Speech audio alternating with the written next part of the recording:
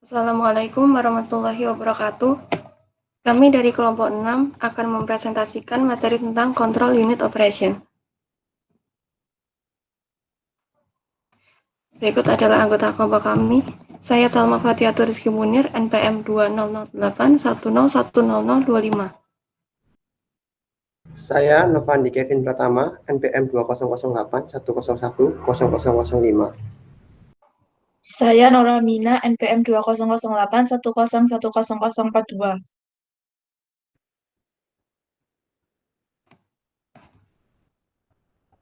Pengertian operasi mikro. Operasi mikro adalah operasi tingkat rendah yang dapat dilakukan oleh komputer atau CPU, sehingga fungsi operasi akan dihasilkan untuk memindahkan data antar register.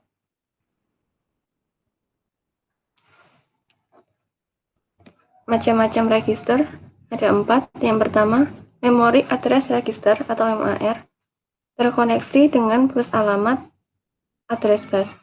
MAR melakukan spesifikasi alamat untuk operasi baca, read, dan tulis write. Yang kedua, Memory Buffer Register atau MBR, terkoneksi dengan bus data atau data bus, menyimpan data untuk ditulis atau menyimpan data terakhir yang dibaca. Yang ketiga, Instruction Register, untuk menyimpan alamat instruksi terakhir yang diakses. Yang keempat, Program Counter, untuk menyimpan alamat instruksi berikut yang akan diakses.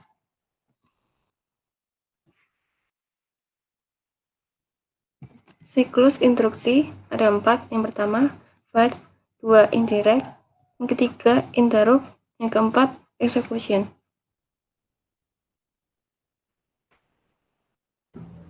Nah, untuk penjelasan detail mengenai execution cycle, yang pertama adalah fetch. Fetch adalah pengambilan data instruksi ke memori atau register. Nah, di sini saya jelaskan lebih lanjut prosesnya. Pada siklus pengambilan atau fetch cycle, instruksi dibaca dari memori. Program counter berisi alamat instruksi berikutnya yang akan diambil. Alamat ini dipindahkan di MAR atau Memory Address Register dan ditaruh di address bus. Control unit meminta pembacaan memori dan hasilnya disimpan di database dan disalin ke MBR atau Memory Buffer Register. Kemudian dipindahkan ke IR, Instruction Register. Program counter naik nilainya 1 sebagai persiapan untuk pengambilan selanjutnya.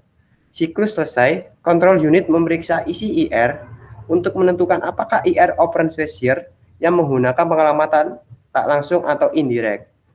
Jadi, lebih jelasnya seperti ini. Pertama, PC berisi data dari memori, lalu PC mengisikan datanya ke MAR, lalu di sini MAR mengisikan ke MBR, dan ketika saat itu PC nilainya akan naik 1. Setelah itu, data dari MBR dimasukkan ke IR atau Instruction Register. Untuk lebih jelas lagi dalam memahami penerapan fetch cycle, di sini saya akan mencoba menerapkan fetch cycle menggunakan bahasa assembly di Python menggunakan library emu86. Jadi seperti yang saya jelaskan tadi, pertama data dari memori diambil. Di sini kita definisikan data dari memori. Misalnya di sini 10. Lalu kita pindahkan ke program counter atau PC. Di sini menggunakan register ECX. Kita pindahkan dari memori. Nah, sudah. Lalu dari program counter berpindah ke MAR atau Memory Address Register. Di sini saya gunakan register EBX sebagai MAR-nya. Kita pindahkan dari ECX, kita masuk. Lalu kalau sudah, dari itu dia berpindah melalui address bus, berpindah ke MBR dan disalin datanya nih. Kita salinkan data dari MAR, kita salinkan ke MBR. Di sini untuk MBR saya gunakan EDX. Lalu kita salinkan EBX. Lalu sudah, ketika data sudah disalin, otomatis program counter nilainya akan naik 1. Jadi kita lakukan increment ECX. Nah, sudah bertambah 1. Lalu nilai dari MBR atau buffernya kita pindahkan ke instruction register.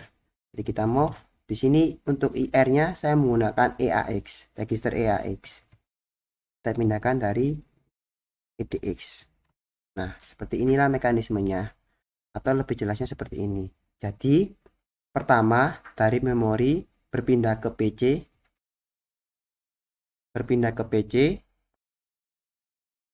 lalu pindah ke MAR melalui address bus, lalu berpindah lagi ke MBR melalui data bus.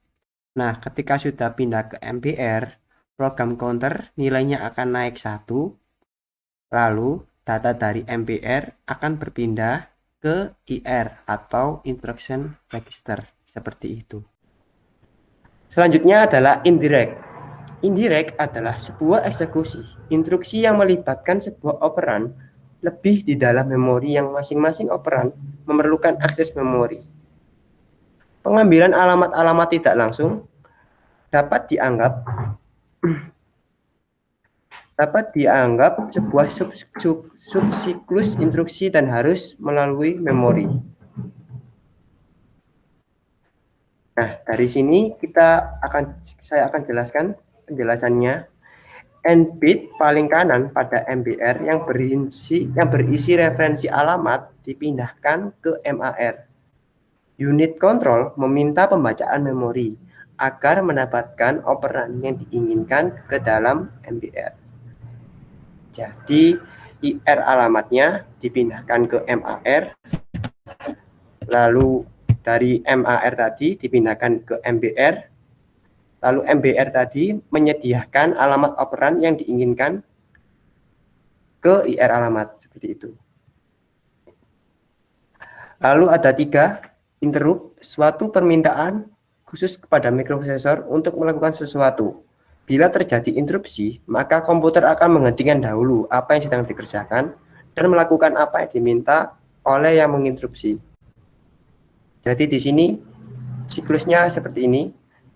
Program memori masuk ke program komputer, lalu ke MBR, lalu setelah MBR dia ke MAR untuk menyimpan addressnya, dan PC mengambil program yang menginterupsi tadi, routine addressnya. Nah, di sini program yang menginterupsi tadi dijalankan terlebih dahulu. Ketika program yang menginterupsi tadi sudah berjalan, maka MBR memberikan addressnya yang diinterupsi tadi ke memori, dan untuk kayak dia itu seperti gantian gitu loh. Misalnya program A, eksekusi A dijalankan, lalu ada eksekusi B yang menginterupsi. Eksekusi A otomatis dia akan berhenti terlebih dahulu untuk menunggu eksekusi B selesai terlebih dahulu. Jadi eksekusi B dilakukan, ketika selesai maka atas eksekusi A dijalankan lagi, seperti itu. Lalu ada selanjutnya execution. Execution adalah proses dari CPU untuk mengerjakan instruksi yang sudah dijemput dari main memory dan sudah berada di IR register. Control unit di CPU mengartikan instruksi tersebut melaksanakan operasi yang harus dilakukan, seperti penjemputan atau pengambilan data dari main memory, mengirim instruksi ke ALU untuk melakukan operasi, aritmatika, dan memori.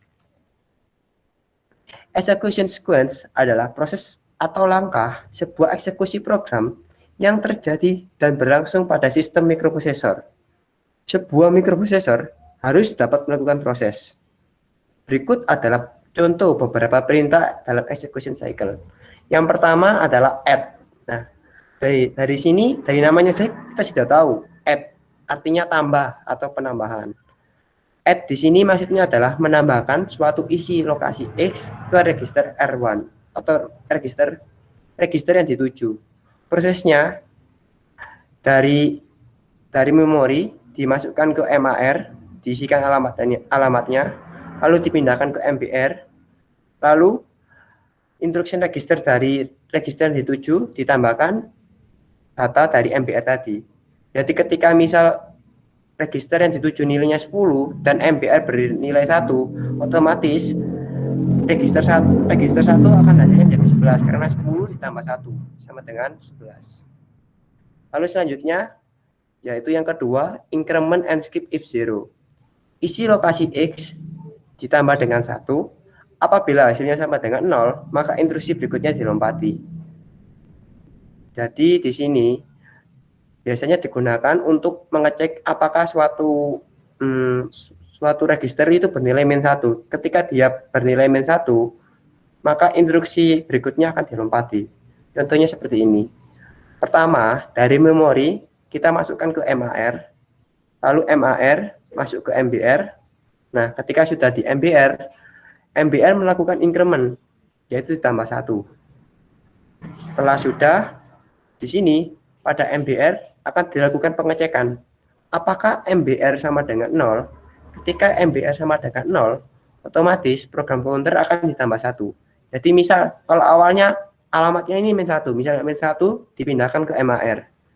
MBR jadi -1, MBR dilakukan increment jadi -1 ditambah 1 sama dengan 0. Nah, ketika MBR sama dengan 0, otomatis program counter ditambah 1. Dan instruksi berikutnya akan dilompati, seperti itu.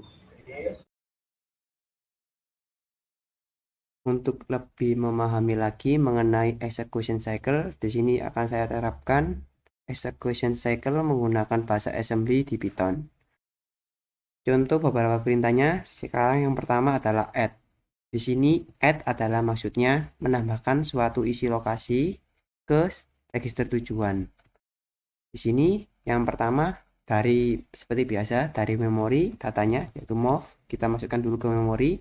Di sini saya masukkan 100. Nah, sudah masuk nih ke memori. Lalu data dari memori akan berpindah ke MAR. Di sini MAR saya akan gunakan IBX sebagai MAR-nya. IBX kita pindahkan dari memori. Oke, sudah masuk. Lalu dari memori address tadi kita pindahkan ke memori buffer atau ke data bus-nya. Di sini untuk MBR-nya saya gunakan EDX. Kita pindahkan dari EBX. Oke, sudah masuk. Nah, di sini misalnya saya ingin menambahkan register tujuannya itu EAX. Caranya cukup mudah, yaitu kita ketik add, habis itu register tujuan dan register lokasi yang ingin ditambahkan. Misalnya di sini EAX, EBX. Nah, sudah di 110. Nah, kok 110? Misalnya di sini kita coba lihat dulu move EAX, kita definisikan 10. Nah, 110. Jika ini buat 20, otomatis 120 karena 20 ditambah 100 sama dengan 120. Jika di sini 50, 60, mohon maaf 60, di sini 20, otomatis 180. 120 tambah 60. Jadi, bisa disimpulkan perintah add atau penambahan itu gunanya untuk menambahkan isi lokasi X terhadap suatu register yang dituju.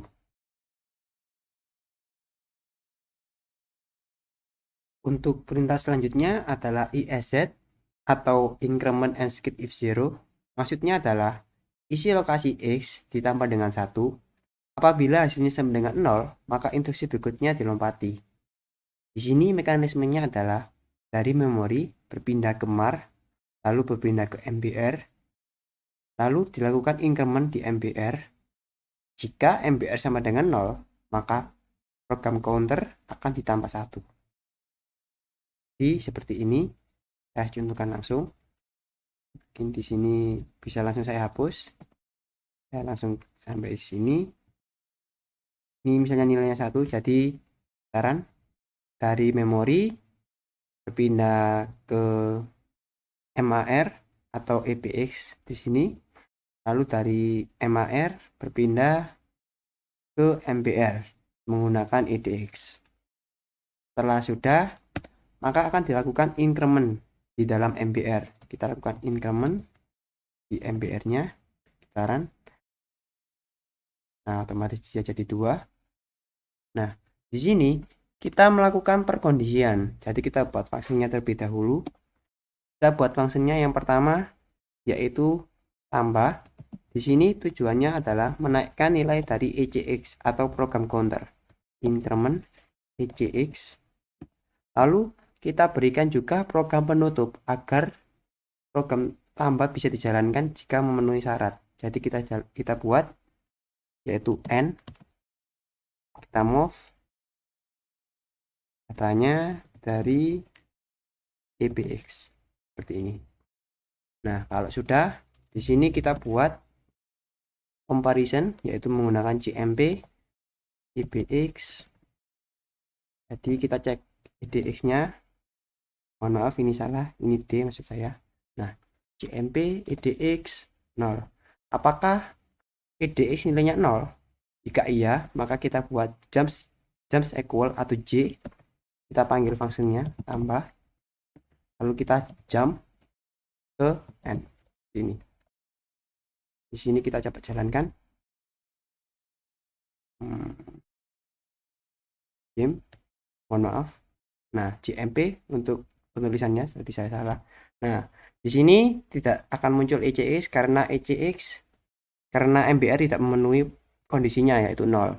Misal di sini dari memori nilainya -1 otomatis. Nah, ECX-nya akan muncul jadi 12. Jika dijalankan lagi, nah, mohon maaf, ini ketika dijalankan lagi, otomatis program counter akan bertambah. Dijalankan lagi, akan bertambah. Namun, jika ini lebih dari 0 atau tidak sama dengan 0, otomatis program counternya tidak akan bertambah. Jadi, awalnya dari memori berpindah ke MAR, lalu ke MBR, lalu dilakukan increment pada MBR, lalu kita lakukan comparison apakah MBR sama dengan 0. Jika iya 0, maka dia langsung masuk ke function incrementnya tadi. Setelah selesai, maka otomatis data dari MBR tadi dimasukkan ke memori seperti itu. Seperti itu untuk penjelasan dari increment and skip if zero. Lalu ada BSA, branch and save return address, merupakan alamat instruksi yang berada setelah instruksi BSA disimpan di lokasi X dan eksekusi dilanjutkan pada lokasi X plus 1. Alamat yang disimpan akan digunakan kemudian untuk keperluan return. Jadi prosesnya seperti ini, dari memori dimasukkan ke MAR. Nah, MAR tadi dimasukkan ke MBR. MBR juga memasukkan ke program komputer. Lalu program komputer mengalamatkan alamat sebelumnya. Jadi alamatnya disimpan terlebih dahulu sebelum dijalankan. Ketika sudah dijalankan, PC bertambah 1 dan nilai MBR, nilai yang disimpan di MBR tadi di return. Seperti itu.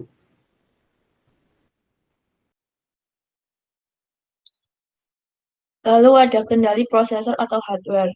Prosesor sering disebut sebagai otak sentral dari komputer. Artinya, unit pemroses utama dari perintah-perintah program yang harus dijalankan oleh komputer yang mengontrol keseluruhan jalannya sebuah sistem komputer dan digunakan sebagai pusat atau otak dari komputer yang berfungsi untuk melakukan perhitungan dan menjalankan tugasnya. Next.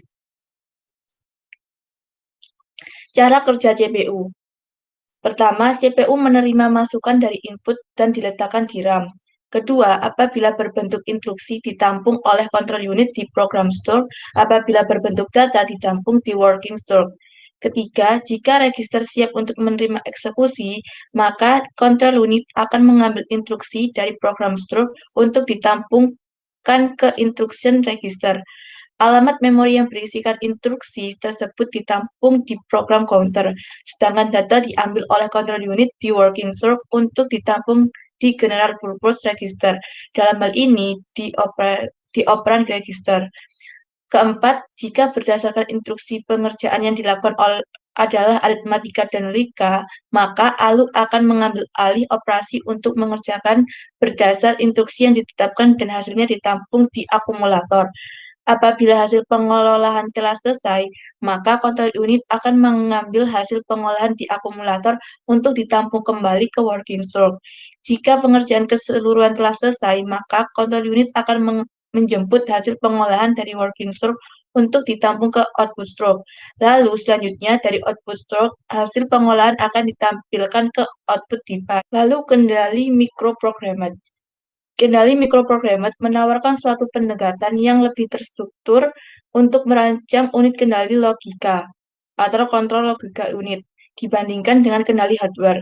Rancangan microprogrammer relatif lebih mudah diubah-ubah dan dibetulkan, menawarkan kemampuan, karena waktu akses memori kendali ROM atau read-only memory menentukan kecepatan operasi CLU atau kontrol logika unit, maka kendali microprogrammer mungkin menghasilkan CLU yang lebih lambat dibandingkan dengan kendali hardware. Next. Instruksi microprogrammer ada dua, yang pertama horizontal, yang kedua vertikal. Horizontal, 1 bit diberikan untuk setiap sinyal logika yang dihasilkan oleh instruksi mikro. Jenis implementasi di aman signal kontrol dikode ke dalam pada bit, kemudian digunakan setelah dikode. Yang kedua, vertikal, hanya satu operasi mikro yang dipanggil pada suatu waktu. Kontrol, di mana setiap bit kontrol mengatur satu operasi gate atau mesin. Next.